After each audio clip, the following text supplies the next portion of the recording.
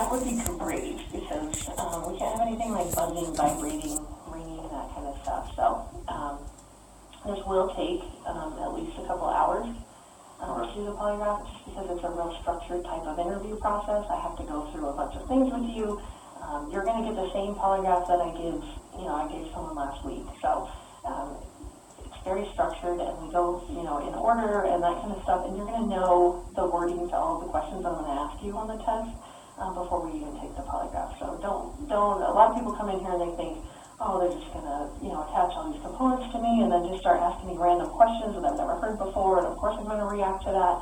That's not at all how polygraph works. That's what I thought it worked. Yeah, you're actually going to probably know more about polygraphs than anyone before you leave here today, just because I explain everything to you and how everything works, okay? Obviously, you're probably nervous about taking today's test. Honestly, I would think something is wrong with you if you weren't nervous about coming in here to take a polygraph. Yeah. Even if people are like, I don't have anything to hide, it is nerve-wracking. And I have taken tons of polygraphs, obviously, in my training. I went to 10 weeks for training. I've been a polygrapher for about 5 years. I went to the best school in the country. So I want you to have confidence in the fact that if you had nothing to do with this disappearance, like, we're going to find that out today, okay? I have the best training that they offer in the United States. We use the most validated testing, the way I'm going to ask you the questions. So believe me, if you had nothing to do with this, I will be able to show them that today, okay? Right. So that should give you some confidence that, this is how, you're going to be cleared today if you had nothing to do with it, okay? There's actually only, nervousness or anxiety cannot cause you to fail a polygraph. A lot of people think that too, that if they're really nervous that it could cause them to fail. If that were the case, no one would be allowed to take polygraphs, because every single person is nervous or anxious about taking the polygraph, okay? I thought that's how it worked. On nervousness? Yeah. No. There's actually only 2 ways you can fail a polygraph, okay? The first way would be if you fail to follow my instructions. I'm going to give you a lot of instructions today about how to sit still, how to answer questions, things like that. So if you fail to follow those instructions, you will not pass today's test, okay? The second way would be if you choose to lie to me today. Lie to me today, okay? Obviously, this is about 100% truth. Even if there's, something that you didn't tell the investigators, since Monday, I guess, is when you and the police were involved. If there's something that you didn't tell them since Monday, that is totally fine. I get it. People aren't going to remember every single detail every time they talk to someone. As long as you tell me what the truth is today, you will have no problem with passing, okay? I promise you that. And obviously, I hope that, if you did have something to do with their disappearance, it would be really stupid for you to come in and take a polygraph today. Exactly. Right? It would be really dumb. You should not be here right now sitting in this chair if you had anything to do with Shanann and the little girl's disappearance. Okay? Okay. And it's Celeste and Bella, is that right? Yeah, I'll call her CC too. CC, okay. If that comes up. Okay, perfect. So, and I know very small amount about the case. Okay. Just because I want to know less about the case, because I want you to be able to tell me about the case. I don't want to have some preconceived notions about the case, and that's why I don't want you to assume that I already know details because you told Detective so-and-so, that kind of stuff. I want you to be able to tell me like you were telling someone for the very first time about what happened when we get into actually talking about what happened, okay? Obviously, Chris, you're not under arrest. I have no plans on arresting you. At any point today, if you decide you want to leave, the door is right there. It locks us in here. Oh, no, yeah, I saw that last night. So there's a key in there now, so you can, if you just turn the key, it lets you out. Okay, and at any point today, even after all these components are attached to you, if you decide at that point, you know what, I don't want to take this polygraph, I don't want to be here, this is BS, whatever, that is completely fine. Just please allow me to unattach my components before you drag my $6,000 instrument on the floor and run out of here. And there's kind of a little maze back here, so I will show you the way out at any point if you decide, you know what, I don't want to take this polygraph, I don't want to be here, I don't want to do this. That is completely fine. The door does have to be shut for privacy, just because I'm always going to test the polygraph.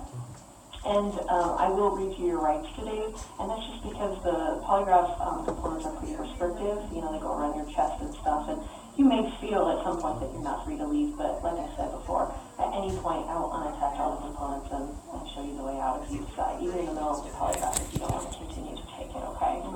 So, does that make sense to you? Yeah. Okay.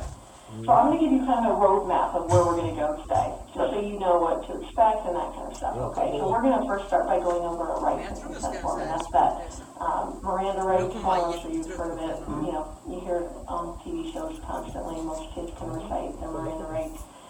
We're going to go over that, and again, it's just so that you know you're free to leave and that you're not under arrest. Okay? And then we're going to do a consent form, and that's just something that's required by my bosses to say that you're actually consenting to the CDI doing a polygraph on you. Okay. After that, we do a biographical and a medical form, and that's basically to make sure that you're a suitable subject to take the actual polygraph. I want to make sure that you didn't smoke, 10 rolls of weed, the night before. I wish that didn't normally happen, but a lot of people smoke drugs before they come in here because they're really nervous and they're trying to calm themselves down. Some people take a lot of medication. Some people hear voices. All of those things are things that I cannot conduct a polygraph on someone if they have those things going on. So I just need to make sure that none of that stuff is affecting you. You seem very lucid. You're talking to me. You're making sense.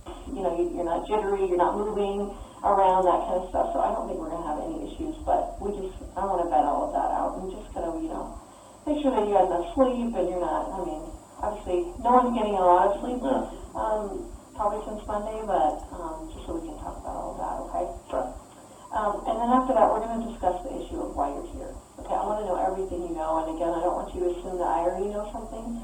I want you to kind of start from the beginning and telling someone, maybe, a friend that you hadn't talked to since any of this has happened, and you're basically having to relay all of the details of exactly what happened with Shanann and the girls, okay?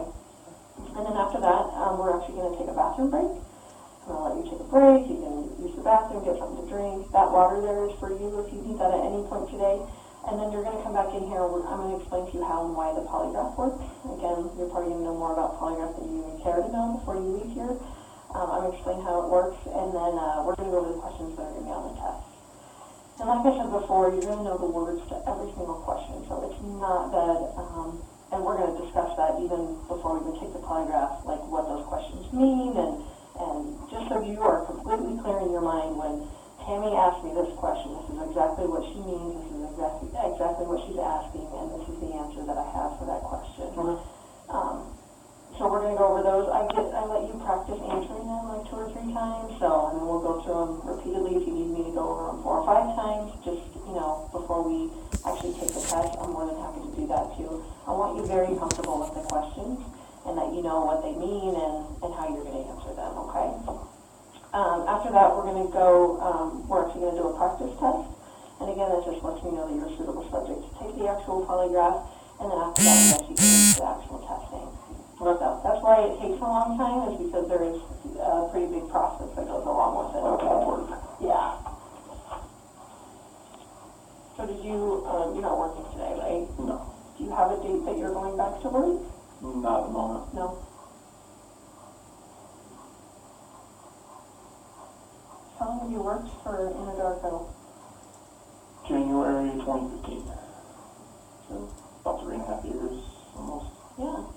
You like it there? Oh, yeah. I worked for Covenant Testing Technologies before that. And what is that? That's a contract company for oil and gas. Oh, okay. Before that, I worked for Ford for 11 years as a technician. Oh my goodness. So does that translate into... No, well, it's mechanical. I like to fix things.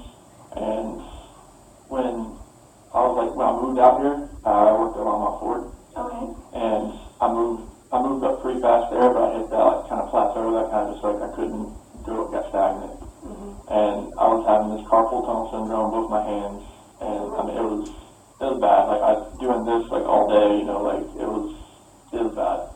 Yeah. So Do you still have that? I don't even know. Can you get rid of carpal tunnel? Oh, it was just the onset of it. It wasn't full on you have surgery type thing, but now it's so much better. It doesn't have the pain.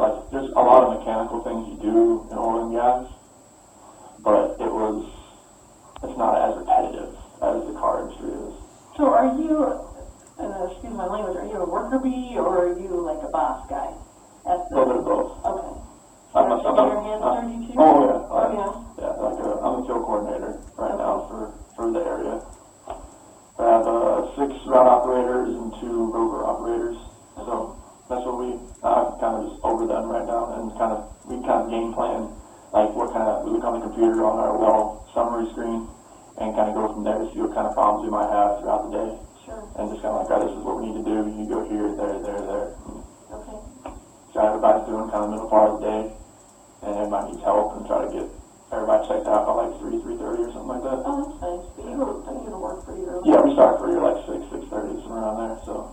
Super early. Well, yeah, we have to get there early. We just never know what could happen. So. That's true. That is true. So what? Do you have an ID on you, Chris, that I could see? So I have the biographical form has some like driver license numbers and that kind of stuff. So I'll just keep this just for a second till I do the other form. Are you named after anyone? No. No. My middle name, just my dad's middle name, but other than that, no. Okay.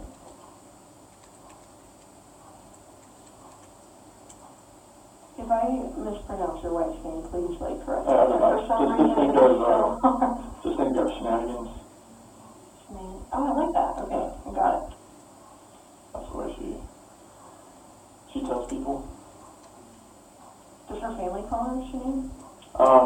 So the way they spelled it, it was like Shan-Ann, like with an apostrophe, but she just called it Shanann. They're kind of, she was named after Shana Na. Okay. Okay, so. Is it B-E-L-L-A? For Bella, yes. Okay. And Celeste is C-E-L-E-S-T-E. Perfect. All with the same last name? Yes. Right? Okay.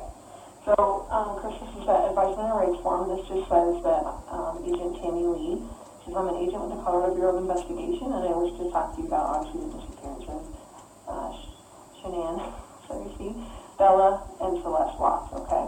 You have the right to remain silent. Anything you say can and will be used against you in a court of law. You have the right to talk to a lawyer and to have him present with you while you're being questioned.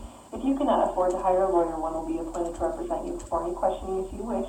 And you can decide at any time to exercise these rights and not answer any questions or make any statements.